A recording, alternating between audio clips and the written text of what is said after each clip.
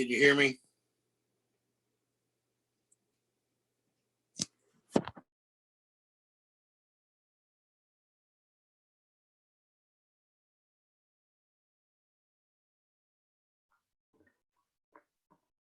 Okay, I believe we are live via YouTube. So those folks that are watching, we apologize for the delay.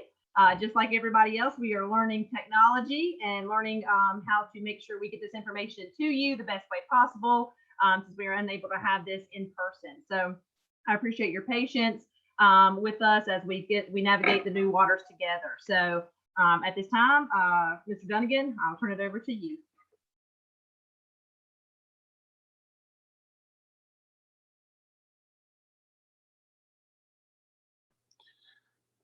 Due to the pandemic, we are having this as a virtual meeting. And at that point, I would want to start our meeting with a call to order. At this time, we'd like to welcome everybody that's joined us either on this meeting or on YouTube. Ms. Braken, if you would, please give the role of the board in the mission statement, please.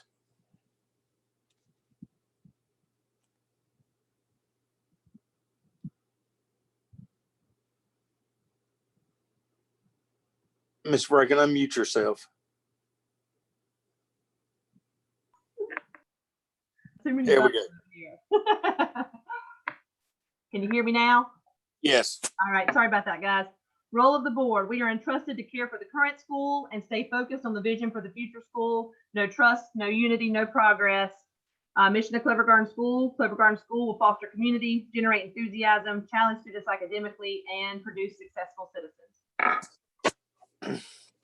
Thank you.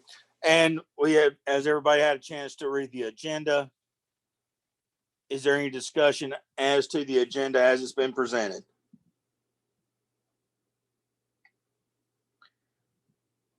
If not, do I have a motion to accept the agenda as presented? I'll make a motion. Do I have a second? I'll take second. All in favor? I can't see everybody, so. Brett Brooks, aye.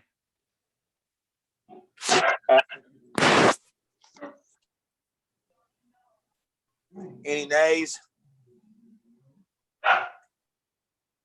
Shows all in favor. We have the minutes for the March meeting.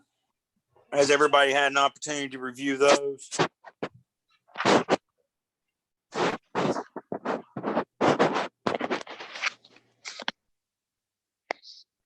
Ms. Braken, if you could go back to set this back to where we are. There we go. Mr. Dunnigan, do you want me to do a roll call? Would that help? When you're No, I think we're good. As long as we can see each other, we can raise hands as we normally do. For the meetings of the March meetings, do I have a motion to accept those minutes? I had one question about the meeting minutes. Yes, ma'am. In section 8 in the closed section, normally we put the time that we go into closed session, and I noticed on there we didn't note the time that we went in. We did note the time we came out, but we didn't note the time we went in. I would have to go back and look at that, but I believe it was somewhere around 7:34, 7:35, if I recall correctly. I can go back and add that, and I can look at my recording for when I stopped it and add that. I know that we announced that in the recording of what time we went in. It is, and I think that's just normally in there, just to be consistent. No problem. Thank you for catching that. And do I have a motion to accept it as amended? I'll make a motion. Second. All in favor? Motion passes.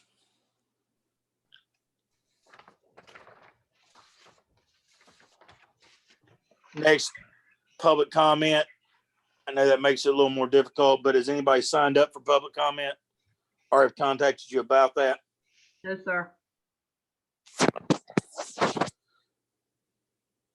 Has anybody done anything on YouTube? I can't see all of that or anything of any comments for that. No, Right. sir, and there's a forum too on our website, but you don't have anything. Okay, wonderful. Next, move to a special guest. Ms. Bracken, anything with that you want to discuss, or? No, due to the limitations of not being able to provide the awards to these folks in person, we're just going to hold that off until we're able to do so. Okay, wonderful. I just want to make sure you didn't want to at least give acknowledgement of that. No, sir, they were acknowledged at a previous meeting. All right, thank you. And move to finances. Has everybody had an opportunity to look at the review the budget for the March 2020? Ms. June, being finance chair, is anything about that budget that we need to discuss?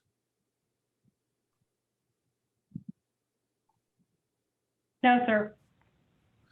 All right, any discussion as to the budget? Do I have a motion to accept the budget as presented? Motion. Do I have a second?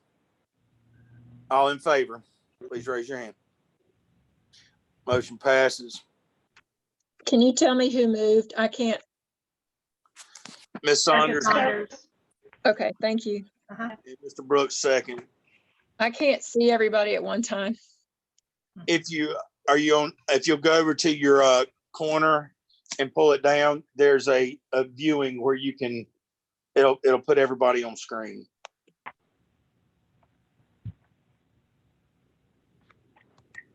I believe it says gallery view, maybe. Yes. Yeah, it has the multiple little squares, Miss Jackson. And Ms. Jackson, I think you're on your phone. If you swipe your screen, it'll come up to the little blocks.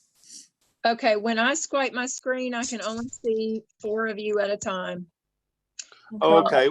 on my phone. So anyway, Well, we can handle that. I can go through that. That's not a problem. if you'll vote and say, like Kathy June moves, that would be awesome. Okay. And then what I'll either tell you if it's unanimous or if there's any nays. We move out of the finance. The budget was unanimously approved. And we move to academics with Ms. Moore, the director's report. If you would, so proceed, please. Yes, I'd love to. So this has been a very exciting month with all kinds of changes and things going on. But to start off, we just wanted to take the time to really give our teachers a shout out because, you know, things can change in a blink of an eye. And the Clover Garden Grizzly teachers have just taken this opportunity, and yes, they have concerns, and yes, we're scared, but you know what?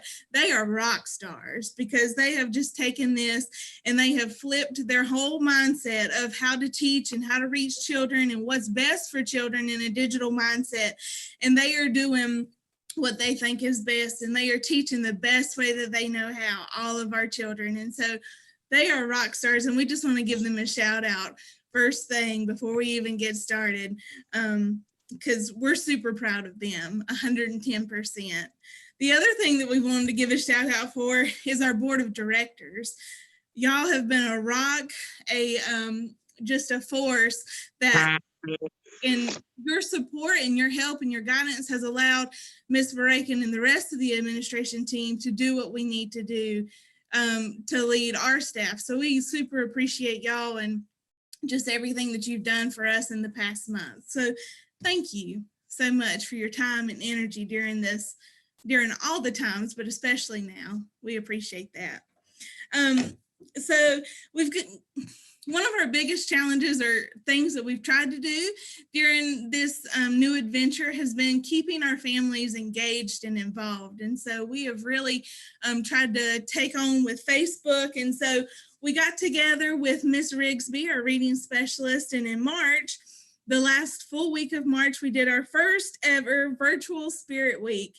And that was just to kind of wrap up our literacy safari month. It got cut short because we had to leave school, but with our virtual Spirit Week we ended it on a bang, and it was a lot of fun to see everybody's pictures come in, and we posted those to the Facebook page. And then another thing that we've done to incorporate our CGS community on Facebook is April is Autism Awareness Month. So we've created a hashtag CGS Lights It Up Blue, and we challenged all of our families to take a picture of themselves wearing blue in support of autism awareness. And the response to that was amazing too. And it was Miss Newton was the one that headed that on.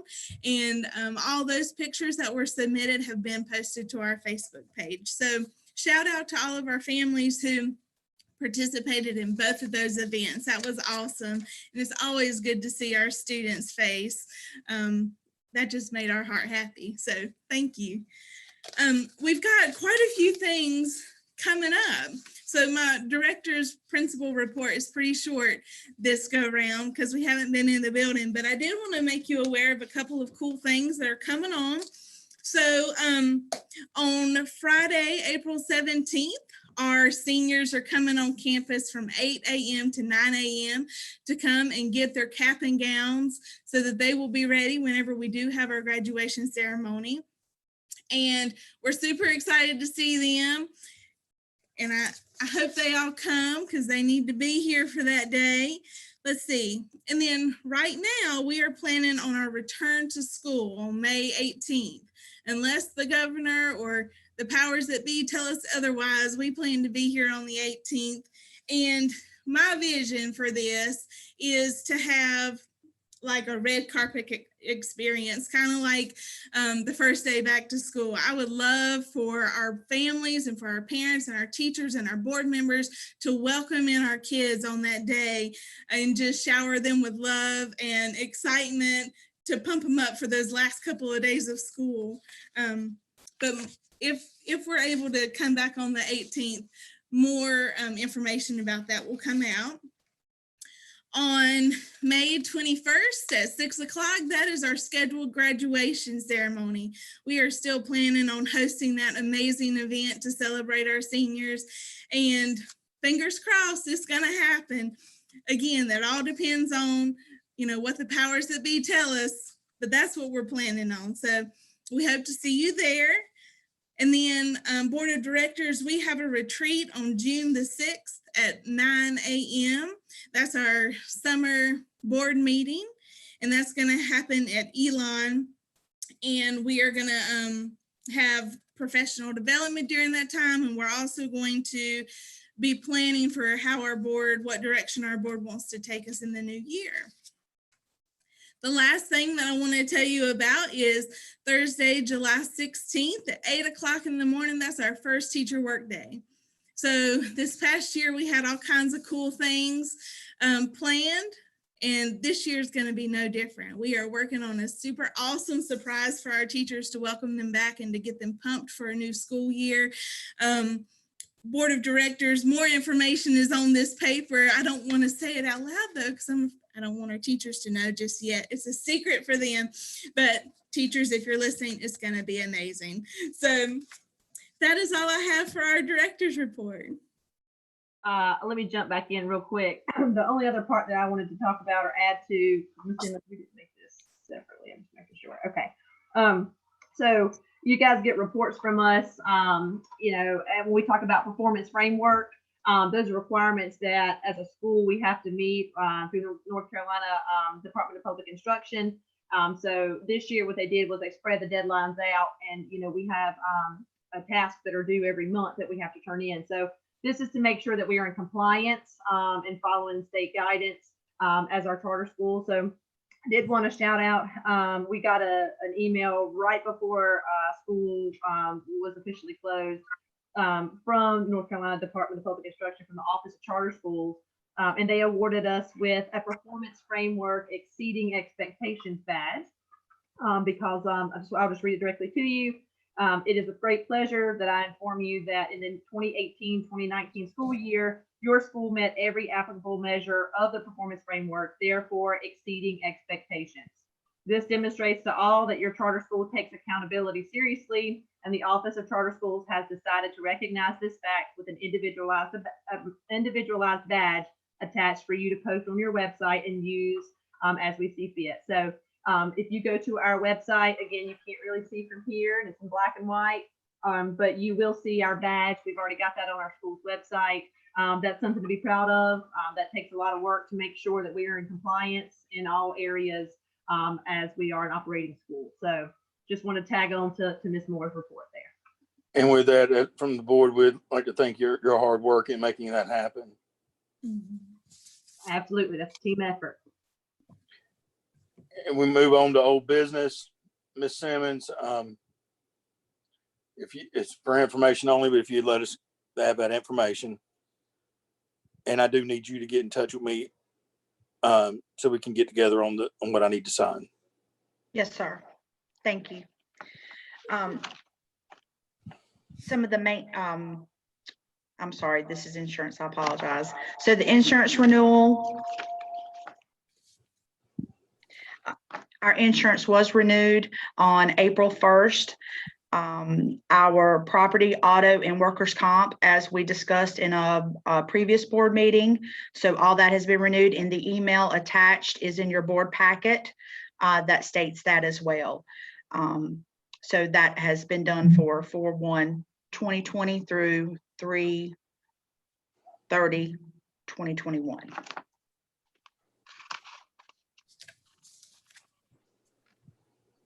Thank you. Do we have any maintenance updates that we need to discuss? Yes, sir. I'd like to let everybody know that the fencing project is complete, all but the staining of it, and that will be done next week. The pole light project is in progress. The pole lights will actually be delivered tomorrow, and they are actually going to be putting some river rock around. If you come in the Birch Bridge Road entrance, where the band trailer parks, that slope there, they're going to be putting the river rock there, the pebbles that was delivered today. They're going to line that out to help protect, and they're going to fix the drain where we had the new parking lot in, and that will be fixed so no one will drive over it, and help protect that area, and it'll look very well. Also, they brought in 2 loads of ABC Crush or Crush and Run for when we moved the dumpster. So in that area, you have some erosion. You also have the weight of the dump trucks there. It's pushing our new gravel away. So they're going to dig that back out and add and relay the gravel. And I believe Mr. Huffines, you've been in contact with our contractor, and these are the last follow-up items on that. We also, they're going to start also with the pole lights. We're also having the big pine tree cut down up in the front of the school. So that will coincide with the finishing of the pole light project as well. And then Miss June has some other maintenance stuff, but that is part of another section. All right, we next move into the governance section of this. Miss June, if you would help us get an update on the committees. Yes, we have continued to have our committee meetings, even with the school situation and being social distancing. So I'm going to run down through the committees and have them give their updates. So first up is academics, Ms. Foster.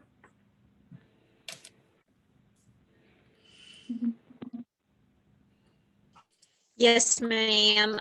We were supposed to have met today, actually, and had a little bit of a conflict.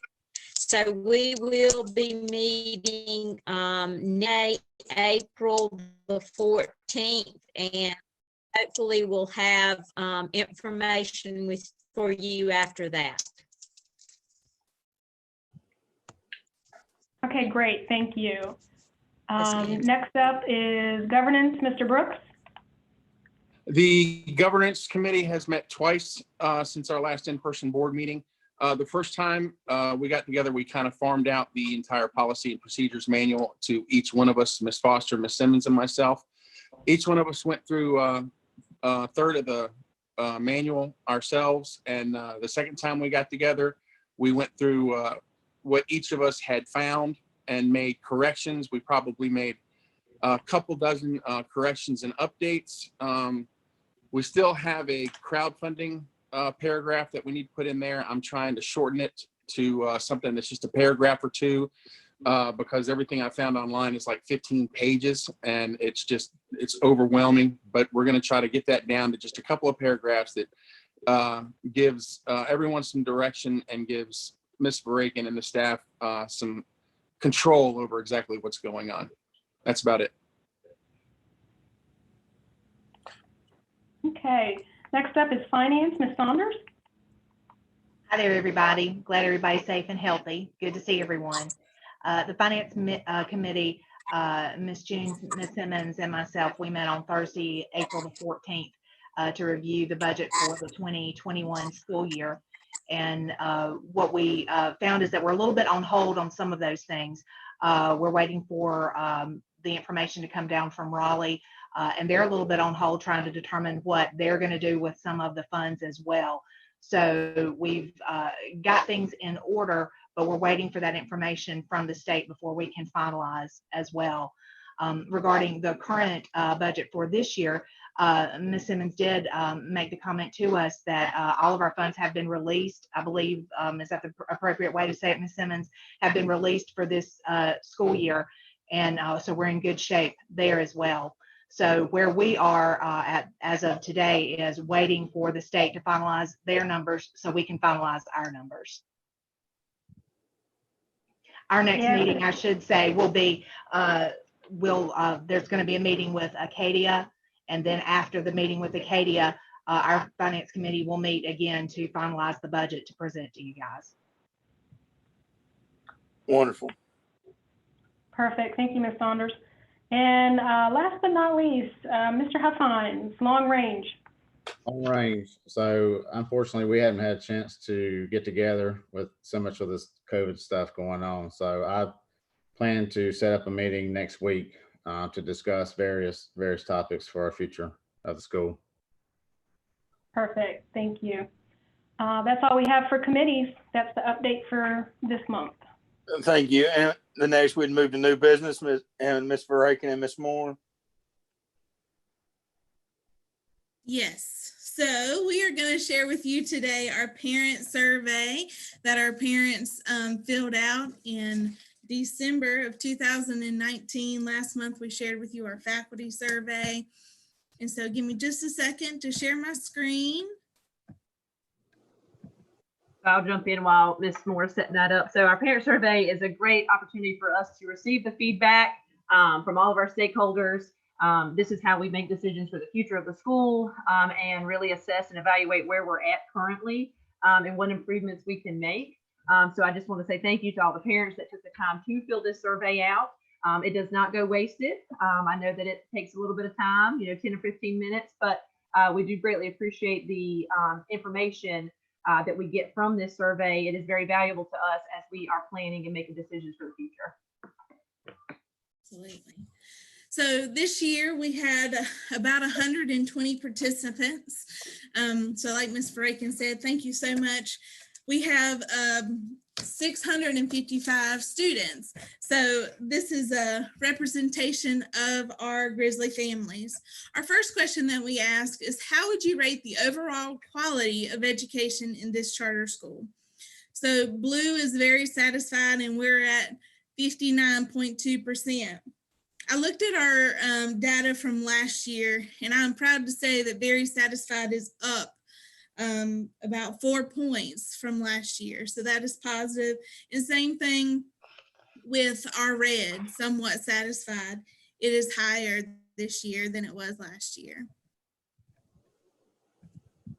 Our next question, how likely are you to recommend this school to friends and colleagues? Very likely is 67.2% and somewhat likely is 21.8%.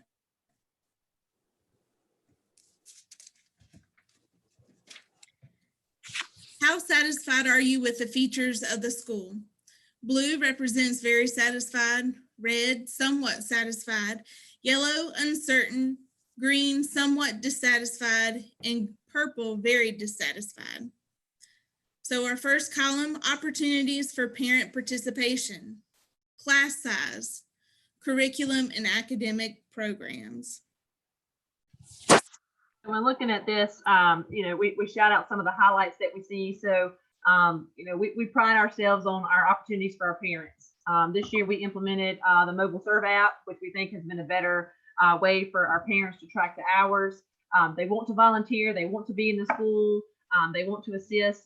So we've been able to offer some different opportunities for our parents. So we were proud to see that being pretty high. And then with class size and curriculum and academics, for the most part, our families are either satisfied, very satisfied, or somewhat satisfied.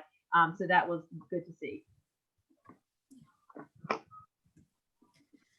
Same question. How satisfied are you with the features of the school? And the colors represent the same. First column, individual attention teachers give students.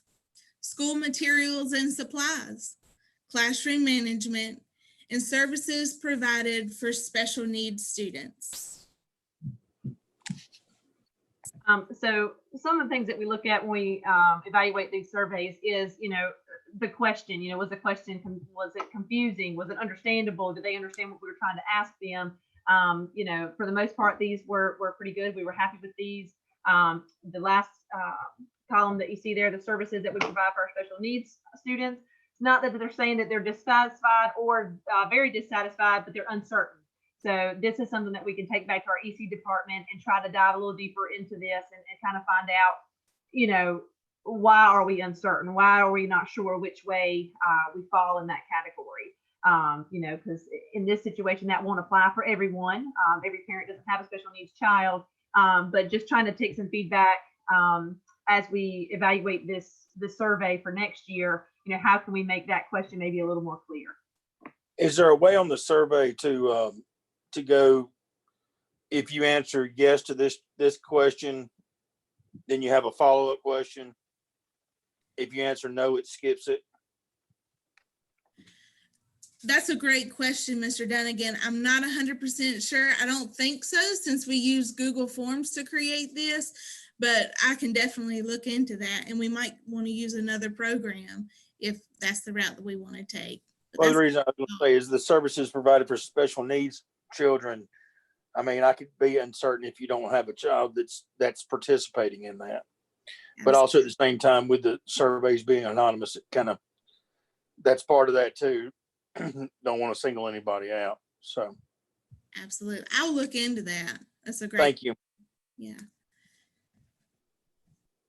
The next slide. How satisfied are you with the features of this school? Quality of teaching and instruction, communication about my student learning, faculty and teachers, and school size.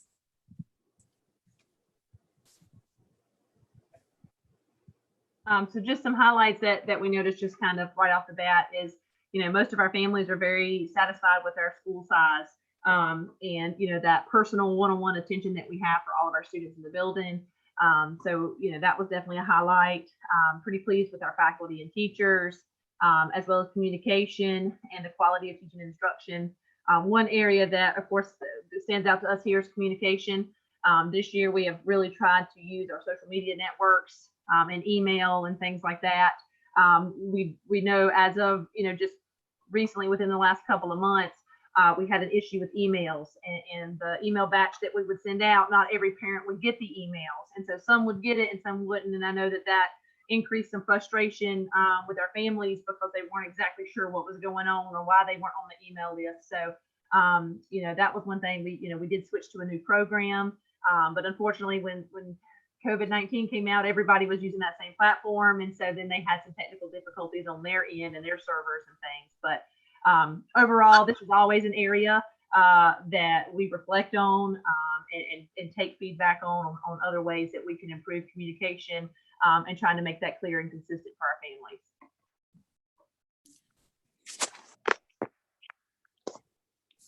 Same question. How satisfied are you with the features of this school? School location, start and end of school time, start and end of school year, and sense of pride students and teachers have in school. Ms. Moore, I'm not sure if you have any data on this or not, but I do know in past years, this last category, the sense of pride that students and teachers have, that's not always been the highest. That's usually an area that we need to improve upon. So I'm very personally pleased at this category that, you know, majority of our families seem to have pride in their school, as well as our teachers. You hear a lot more positive talk than we've had in the past. Definitely a step in the right direction. So this was nice for us to hear that our kids are proud to be here and our teachers are as well. So that was one highlight from this particular slide that I wanted to point out.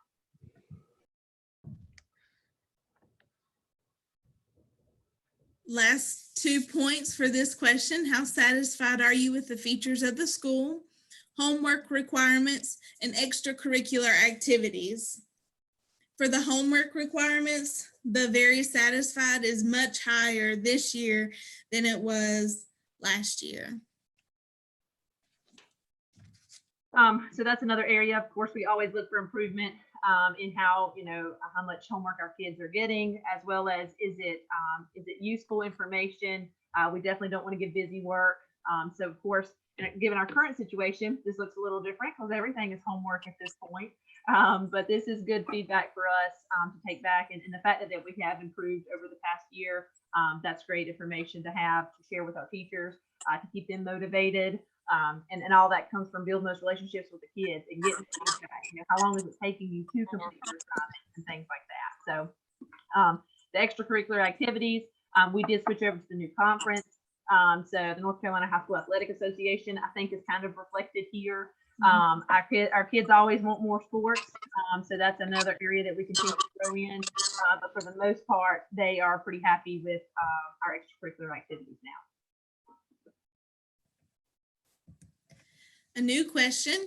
How satisfied are you with the following school operations? Blue is very satisfied, red is somewhat satisfied, yellow uncertain, green somewhat dissatisfied, and purple very dissatisfied. So we start with administration, the school board, school finances, enrollment and admission process. Okay. So just kind of looking at this at a quick glance, some of the other changes that we put into place, like I said, always, you know, getting feedback and taking that with us.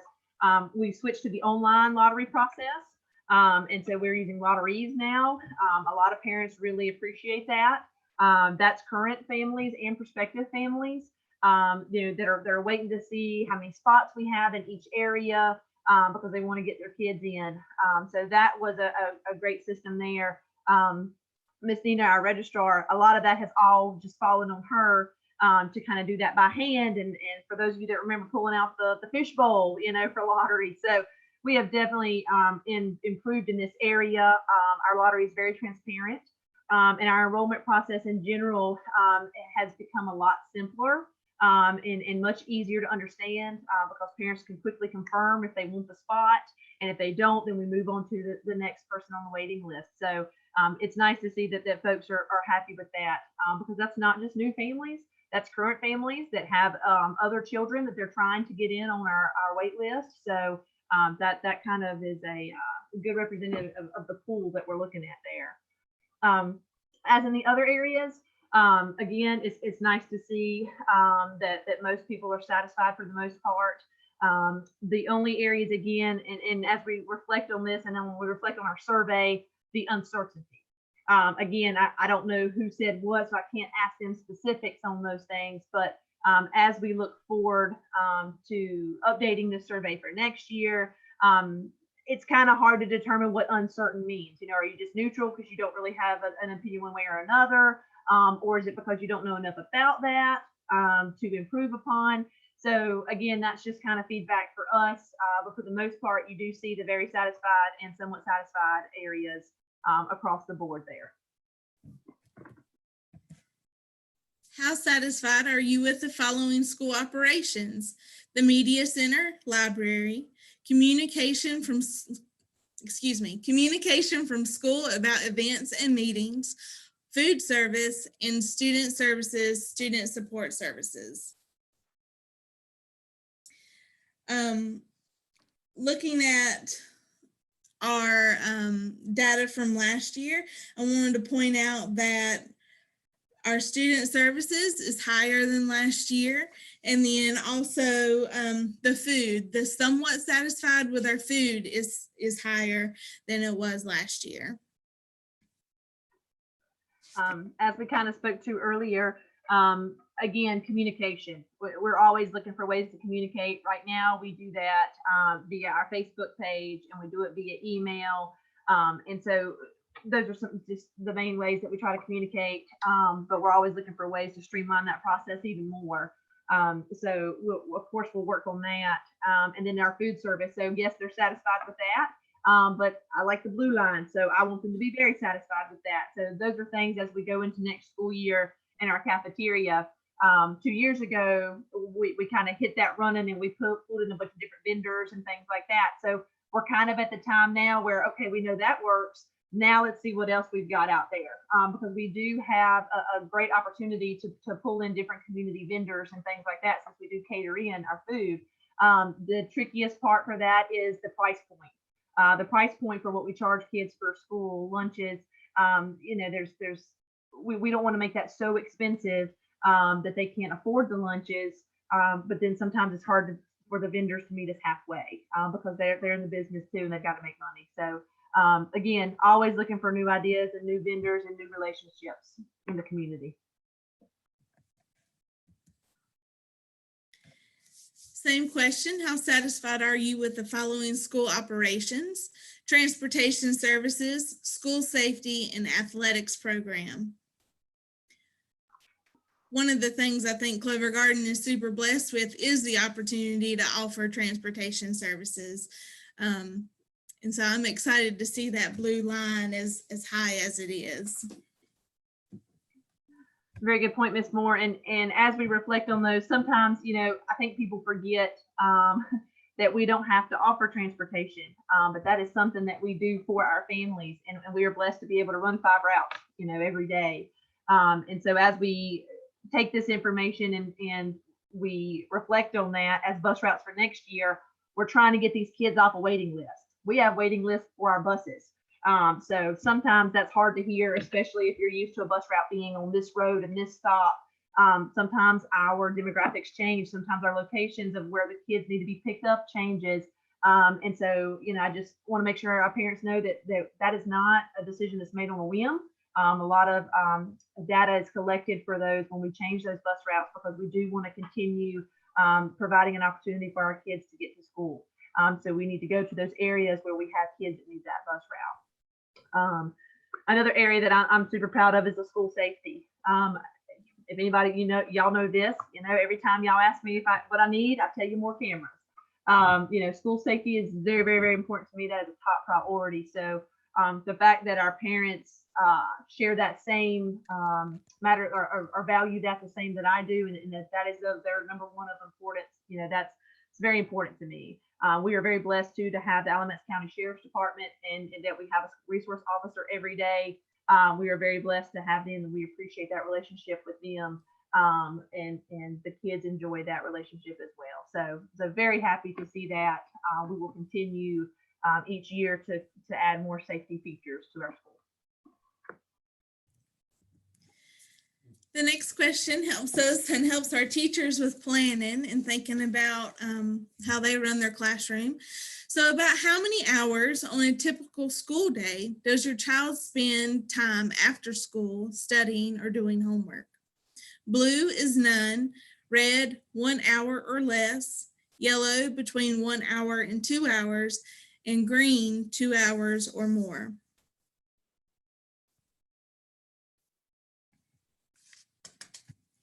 So like she said, this is just great feedback for our teachers.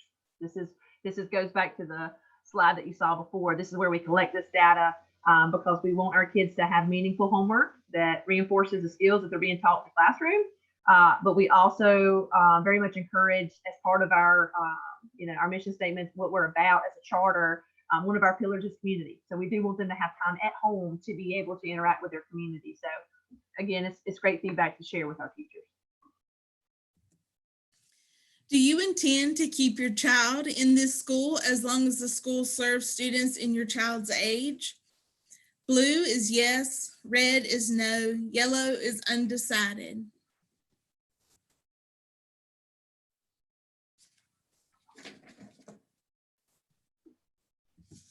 Just more, I think that one just kind of speaks for itself. Please indicate the grade levels of your students and please check all that apply.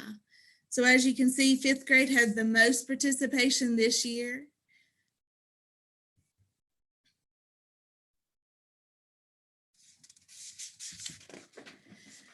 Does your child or children use the school's transportation services this school year? So school buses. Blue is yes and red is no.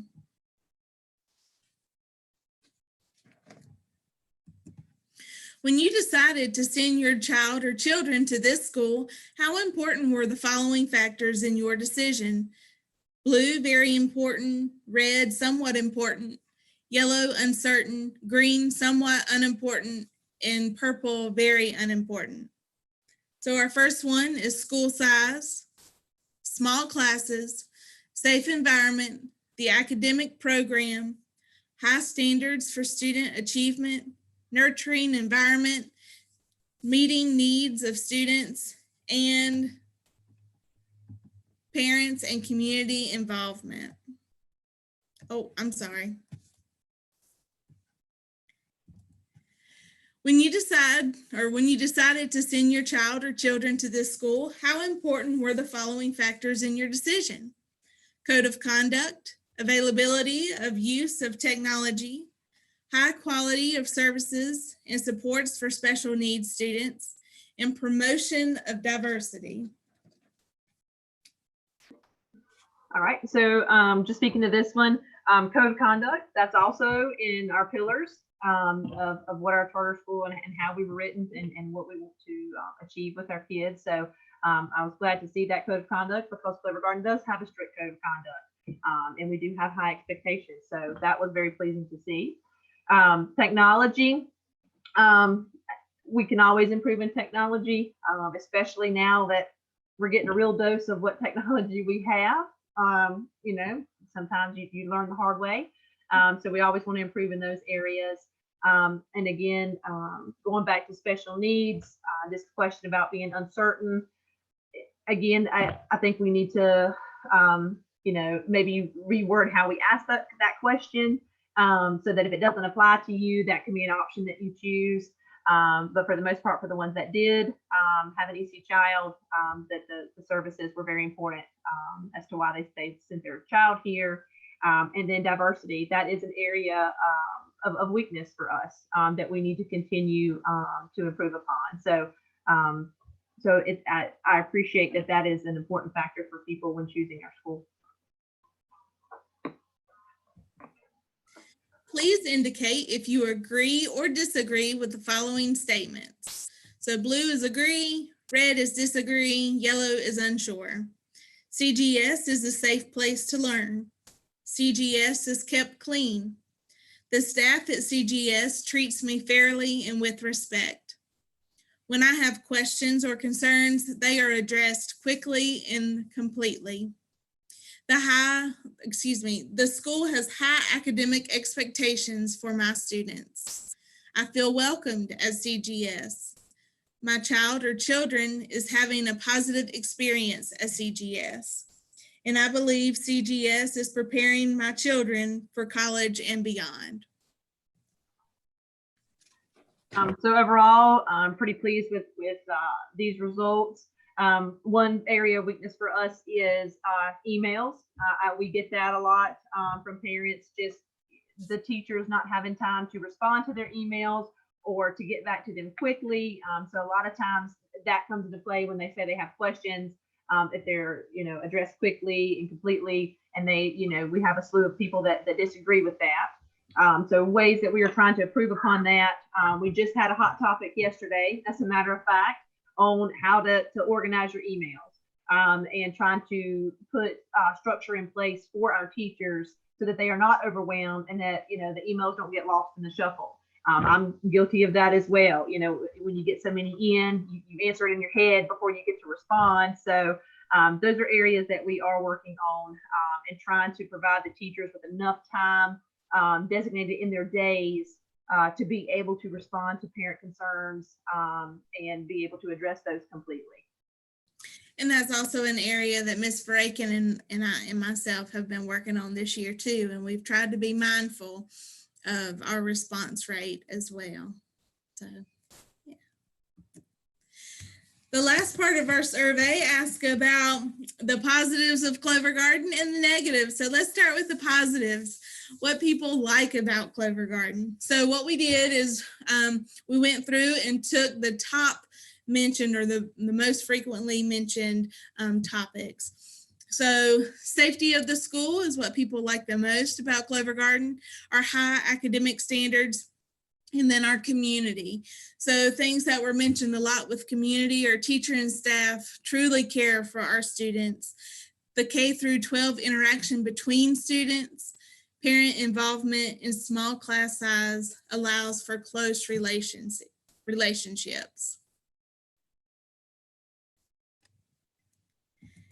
And then what people would like to see change at CGS, improved communication between parents and teachers, as well as the school and parents, more athletic class and lunch options, and more local, less expensive field trips.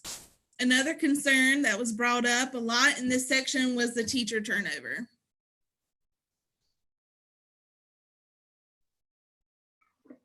So what she's referring to is, so on the survey, there's an open-ended section at the end where parents can voice their concerns with the school and the function of the school.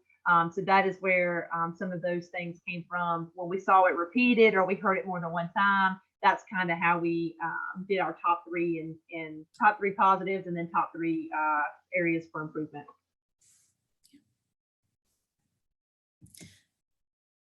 So that concludes our parent survey from December 2019.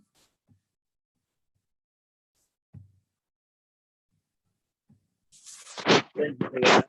I believe I get back to my agenda. We had the end of the year events, Ms. Vraken. Okay, so this is what there was no questions about the survey, were there? Okay.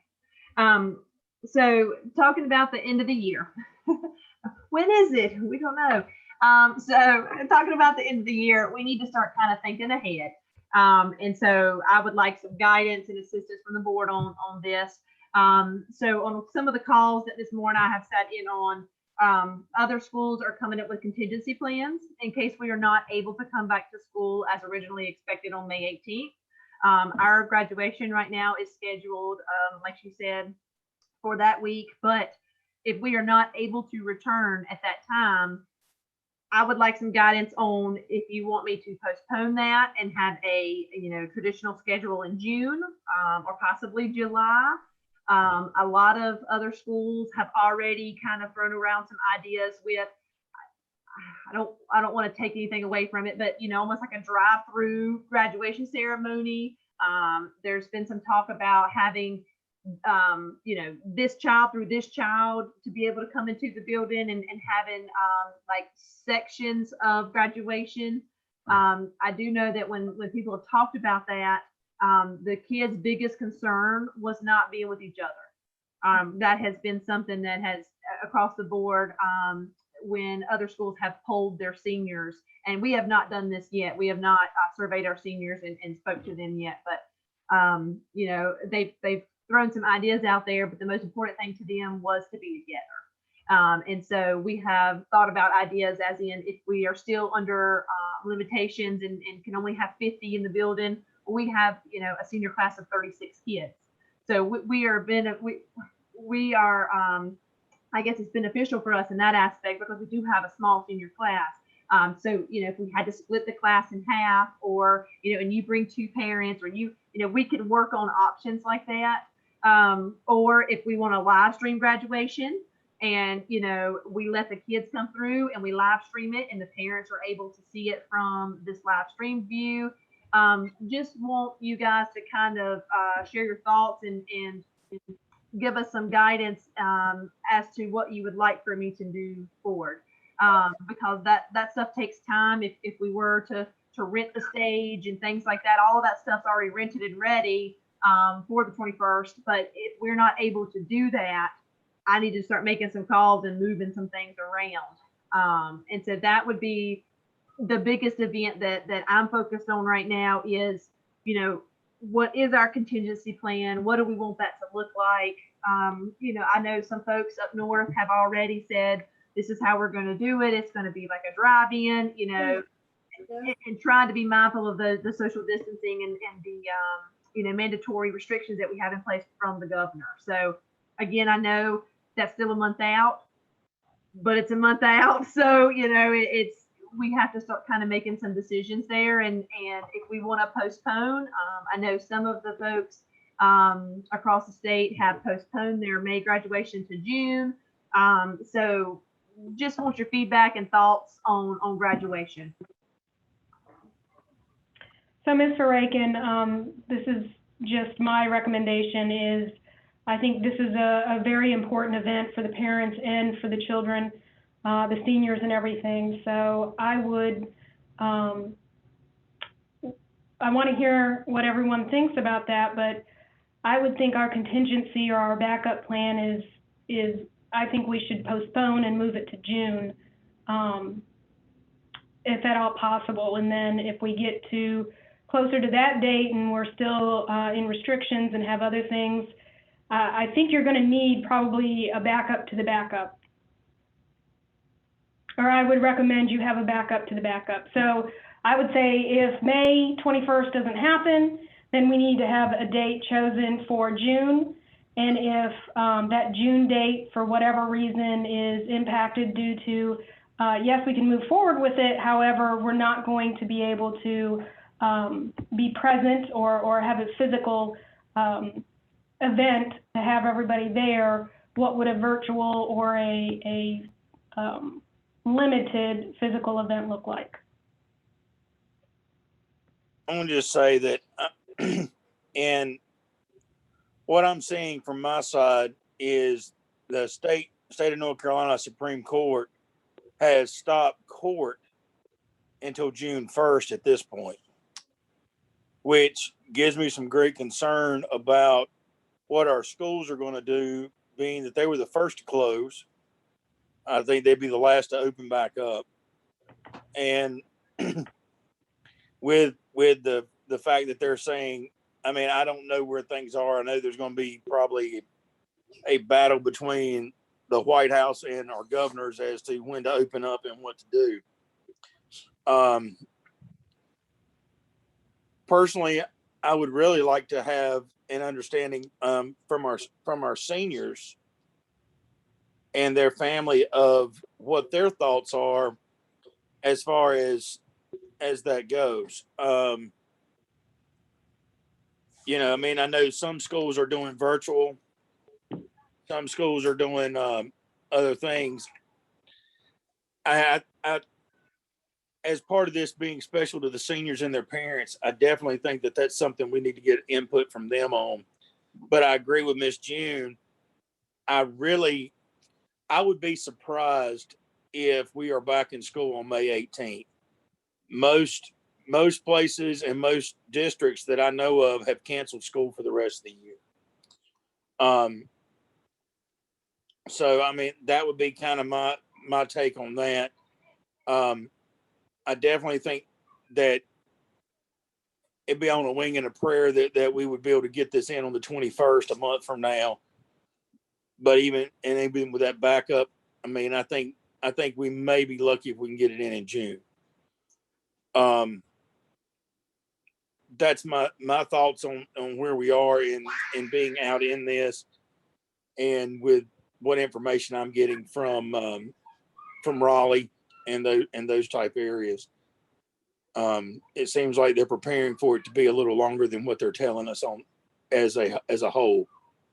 But other than that, I definitely would like to think that we'd want to hear from our seniors and make a decision based on that, and understanding that our seniors are going out in the world, but at the same time, we also need to understand that we have to protect them also from, I mean, it's been shown that college students are not necessarily doing what they need to do sometimes too, when they were told to social distance. Do you think Mike could hear from Mr. Hackney? Because of all of us, you are a family with a senior currently, isn't that correct? What are you hearing from your child and their cohorts? Well, to be honest, Hunter has struggled up to the last couple of years with anxiety, and he has made tremendous gains, and he was really looking forward to graduation and the senior pep rally, and this is kind of a maybe a selfish notion, but I would like to see everybody graduate together, but during this time, and we're in a different world than we was a month and a half ago, and so I think we need to understand that we may not really be able to be all together, but I'm in favor of trying to postpone it. I do like the idea of limiting the visitors, maybe to a couple of parents and live stream it. But I think we need to do all we can to get the seniors together, and really all the students, because they left, I believe, on a Thursday. They had no idea that that was the last day of school. So, I mean, it's going to be an impact on not only the seniors, but, all the students.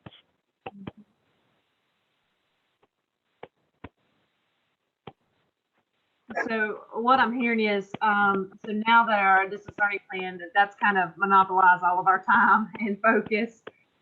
So what we'll do is come up with a strategic plan, a plan A, a plan B, plan C, kind of thing. And then also before the next board meeting, I will get input from our seniors, surveys or a Zoom call or something like that, so that we can get feedback from them as well. And then again, we'll kind of look at additional options and things like that. A lot of folks have been very understanding with canceling or having to move things. That's not always the case, because they are still businesses when I talk about rentals and things like that. But is that kind of what I'm hearing? I'll kind of get the input, and then we'll work on kind of a strategic plan for that, and then kind of report back in May. Does that kind of sound like a plan? Mm-hmm. Yeah. Ms. Braken, is again, just trying to think out of the box here. Should a traditional graduation of whatever kind not occur, and we have to think of something extremely non-traditional? Again, I'm just throwing out an idea just to get people thinking, outside the box, so to speak. All the funds that are set aside for graduation, the renting of the stages, the renting of the equipment, the renting of, the yada, yada, yada finances that go with it. Is there any way that those funds that are earmarked for graduation, could they be earmarked, divided by the number of graduates that we have, and send them off with a blessing of dollars to pursue their college education or their next step? Or is that something that can't be done? I'm just asking out of the box here. Yeah, Ms. Saunders, appreciate and understand the sentiment there and everything, but understand that funds are coded and specific on what we can use them for, what we can do with them, and we have those funds to put on a graduation ceremony and not so much give cash to students. I think we can talk through possible options and such, but that just understand things like that would not be allowed. We wouldn't be allowed to do something like that. Okay. Ms. Braken, I've got rid of my heathen youngins. Thank you. No problem. No problem. You can put me back video.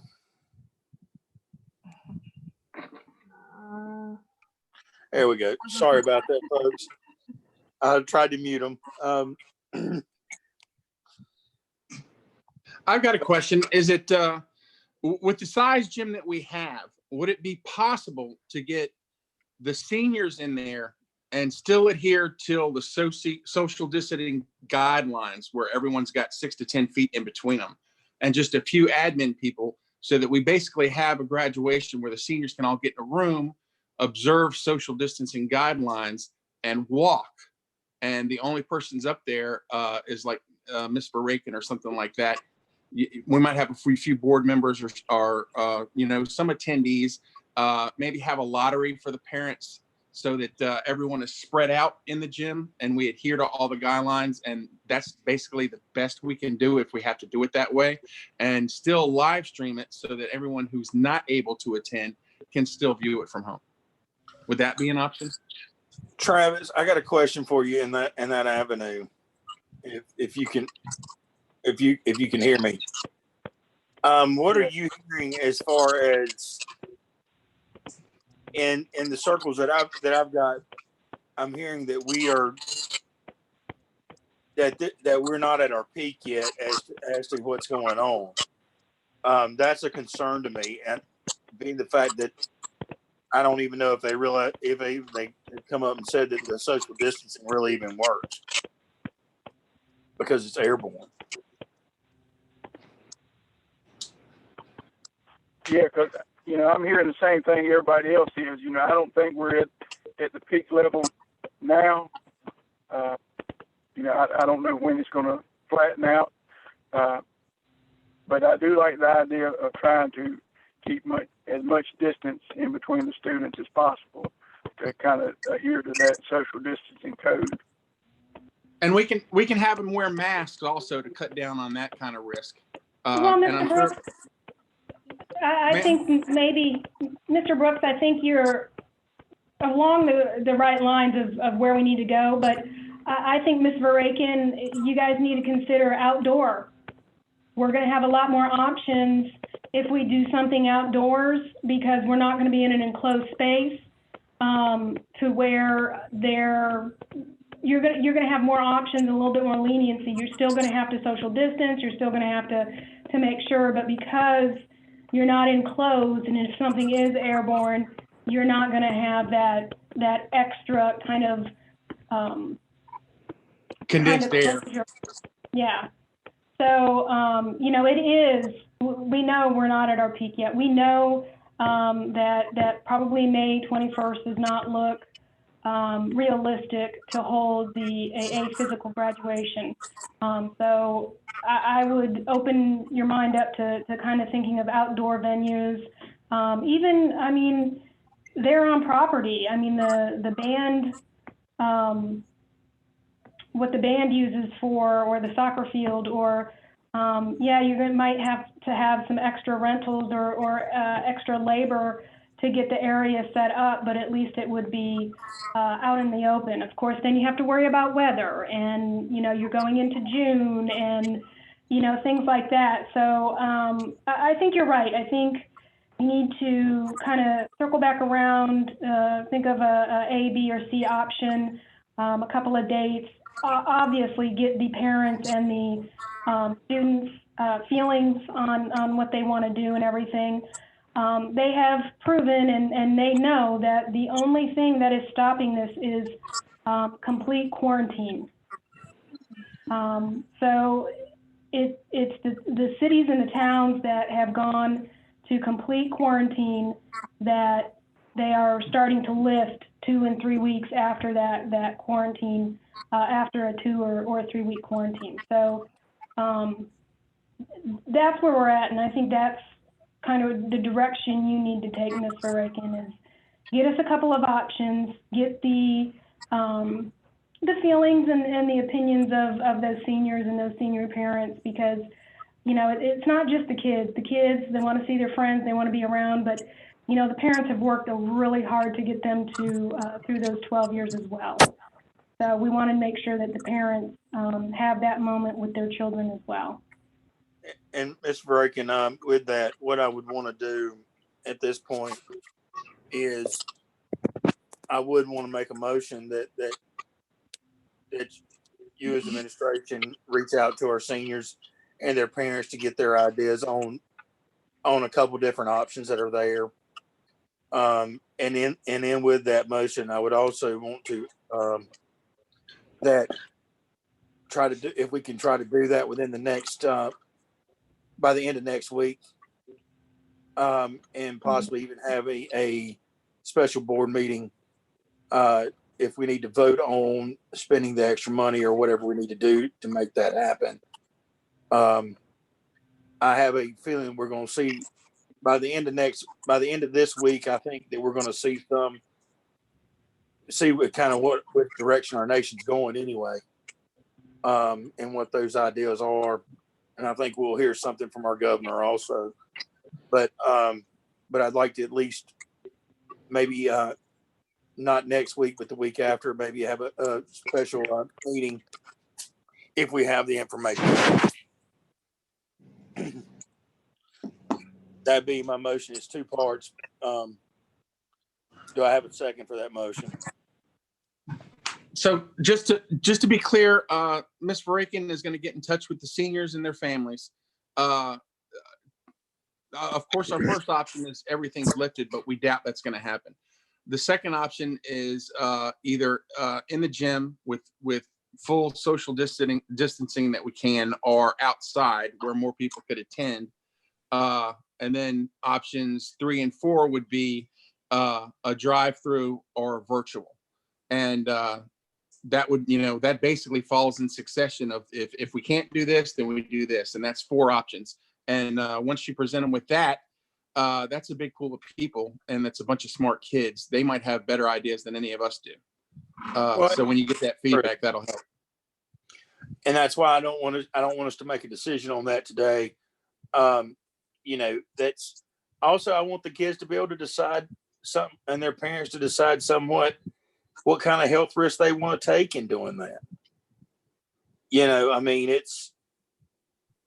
I don't know what our kids are doing, but I can tell you the college students up here haven't listened to nothing anybody said.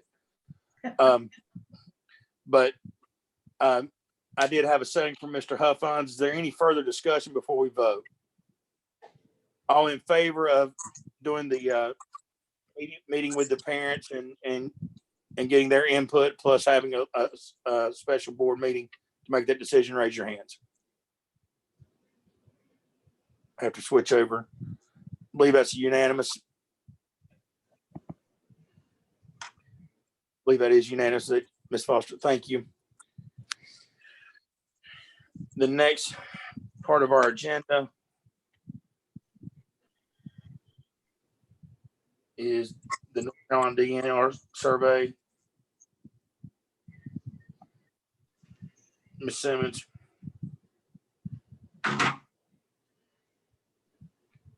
You're muted. Thank you. Yes, sir. We had our biannual water inspection, and I just would like to give our update or give a brief summary from NC Diener. So the overall water system is good condition and is operating as expected. The pressure vessel out in one of the well houses will be getting its 2-year inspection as well from the Department of Labor. They have asked that we double check the backflow, and Mr. Garrison with our contracted plumbing company has already completed and sent the results to Diener, NC Diener. And NC Diener is North Carolina Department of Environmental Natural Resources. They recommend that we replace the space heater in the well house, and we're going to schedule electricians to do that. And just a side note, they said that they were very pleased with the outstanding efforts that our plumbers are doing, not only during the inspection, but in the daily maintenance and operation of our current water system. Wonderful. I know the next part of our agenda is updates on COVID-19 distance and learning. I believe I've got both Ms. Verreka and Ms. Simmons in that. Is there anything that we need to add to what we've discussed so far? So no, just going over that with you. You guys all got a copy of our distance learning plan. We officially kicked that off today, which has been fantastic. We have had concerns. We knew that was going to come with technology and things like that. Also some clarity. The information that I sent out to families on the second, there was a lot of it. So a lot of folks, I think, got a little bit overwhelmed because it was a lot of information. So we have resent that information out specifically for different age groups of kids. So specifically for the K2, specifically for 3, 4, 5, and then middle school and high school. So we resent that information out. So hopefully that'll be a little easier to navigate for our families. So we did have some questions with that today. So, but overall, we're going to reconvene this morning. I have the teachers doing weekly reflections. And that's so that we can keep track of what objectives are being covered, as well as what are you doing in your virtual classroom? How are you, informally assessing your kids? How do you know where they're at? What kind of feedback are you giving the kids? So we've got a running log of that.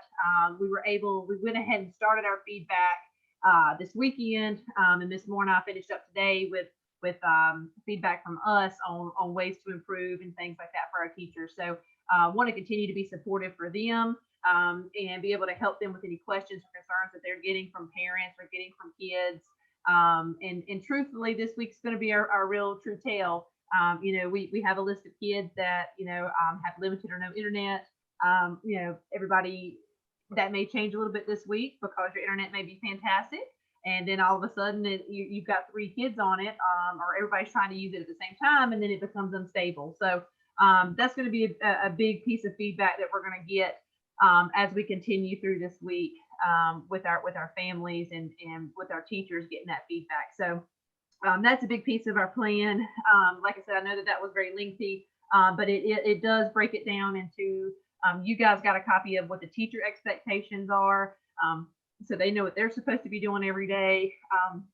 All of our teachers have office hours from 9 to 12 every day. And then for middle school and high school, we broke their day down.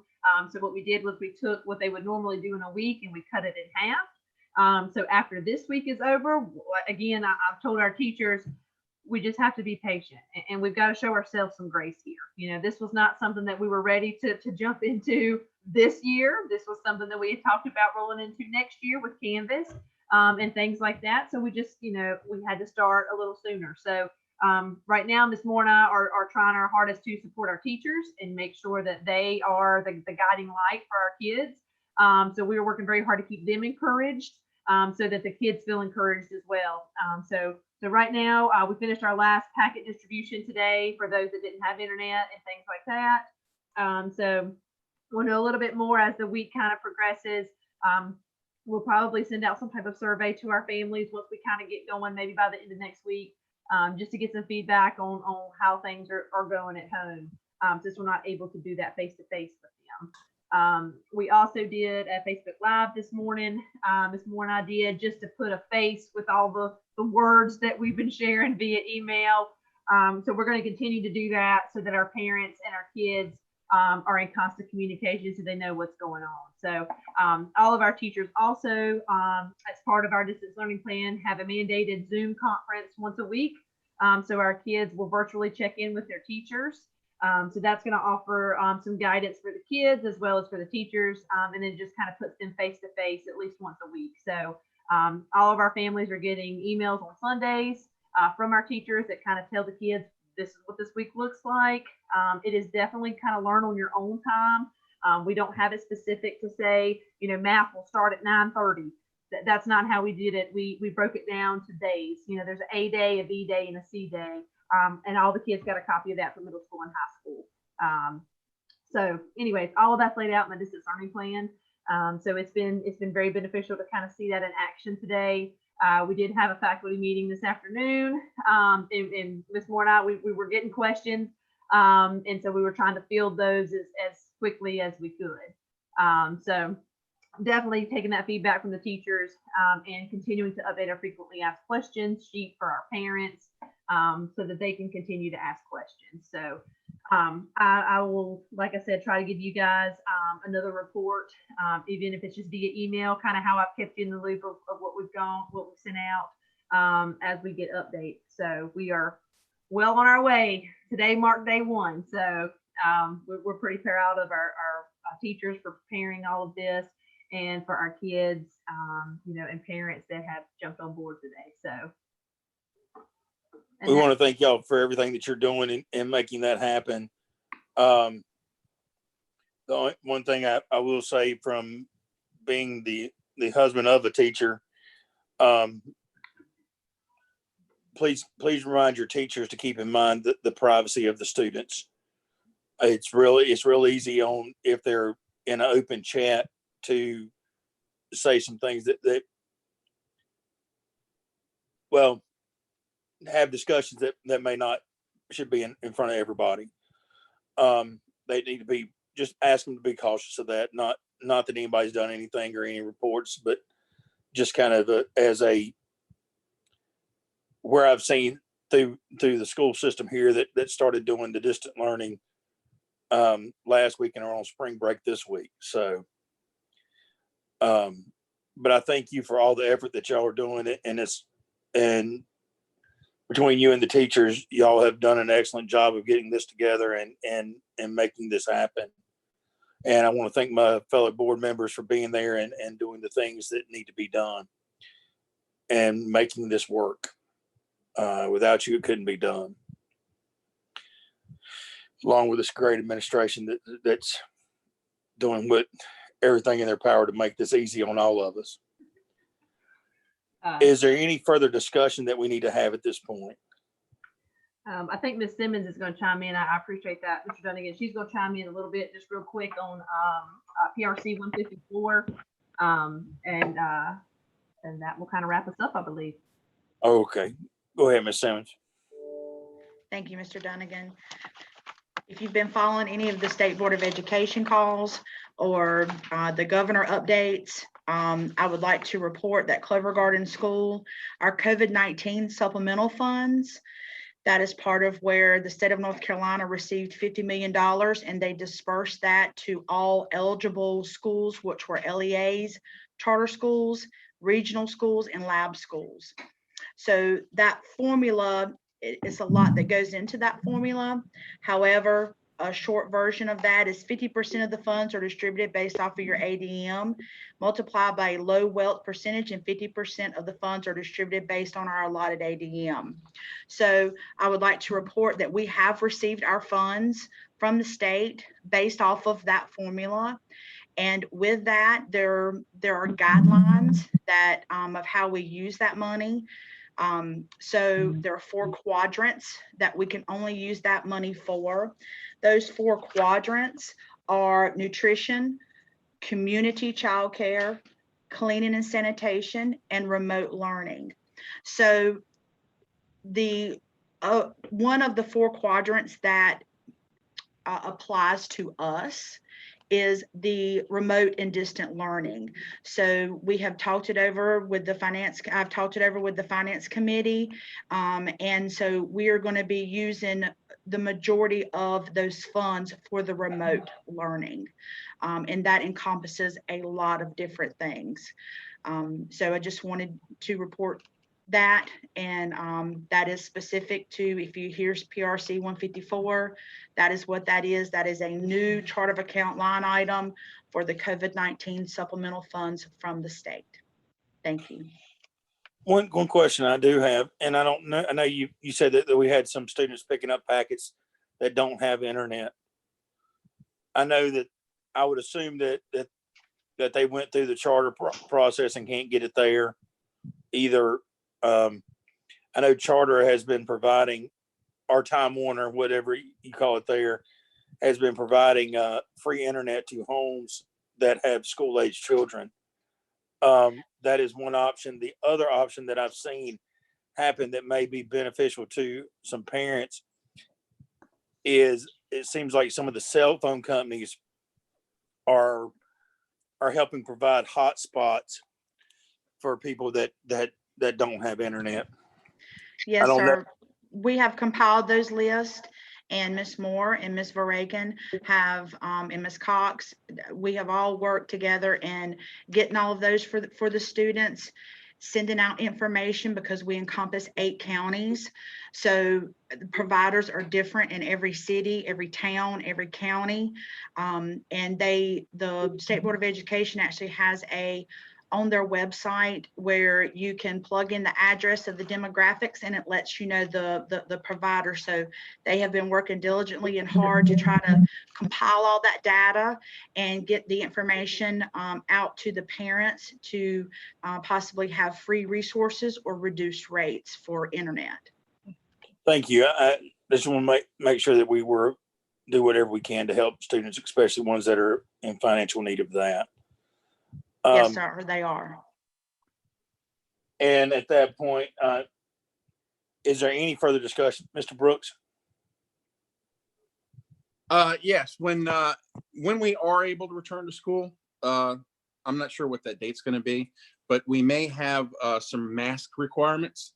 I don't know if the school has got any sources for masks or anything like that, but we can get some washable masks. And if Ms. Verhaken would just email me and let me know how many the school might need, 1,000 or 2,000 by next month. And that way we can get all the students to have masks and all the staff at Clover Garden to have masks. And they are washable, so that if something like that happens, we can get it to you.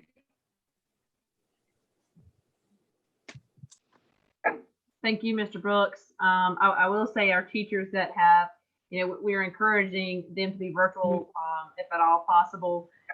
But I may shoot you a number for our teachers as well, because just today, we all walked around with our masks on today. There were a few here today helping distribute packets and things like that. And they're superstars. I'm gonna give it to them because they all had their masks on today, and we asked them to do that, and they all had them on today. So that may be a great resource for us as well in the meantime until the kids get back. So thank you for that. That'd be wonderful. Is there any further discussion from any member? Just one last thing, Mr. Dunnigan, just wanted to let the board know that taking advantage with the kids not being on campus and everything, we have some maintenance and everything that we need to take care of. Ms. Simmons came to the Finance Committee and let us know that we had the opportunity to get the library floor fixed, or well, replaced. And that is going to be done in the next few weeks. So we reviewed that. She had Mr. Stonewall get us a quote and everything. And just so everybody knows, that will be happening. Wonderful. Anybody else need to have anything discussed before we do not have anything for closed session at this point. Our next meeting that we will have will be May 14th. I believe that's correct. May 12th. Or May 12th. I'm sorry. I'm trying to remember. It's been a while since I looked at my calendar. So May 12th will be the next board meeting at 6:30. This virtual really worked well. And Do we have any idea when we might have to get together to make some decisions on the graduation after Ms. Verhaken gets some info? I would assume it's going to be week after next. Okay. The week of the 20th, Brett, yeah, I would assume one evening. That, I mean, we'll give at least a 24-hour notice for that meeting. placed out on, I guess we'd place that on our website. Is that correct? Yes, To let sir. everybody know that wanted to be, that if they want to be a part of it, because it will be a public meeting. But if that is the case, I'd like to thank everybody for being here and everybody tuning in on YouTube to be a part of the school. This may be starting a new trend for a lot of things. I'd like to thank you. And at this time, it's 8:11. That'd be the close. Do I have a motion to close this meeting? Do I have a second? I can't see quite everybody. Do I have a second? Mr. Brooks, all in favor? I believe that's unanimous vote. Thank you very much. Who made that motion? I'm sorry. Who made the motion to adjourn? I think Mr. Huffines, is that right? No, Mr. Brooks made the motion and Scotia seconded. Okay, I'm sorry. I lost people trying to flip between everybody. Did you hear me, Ms. Jackson?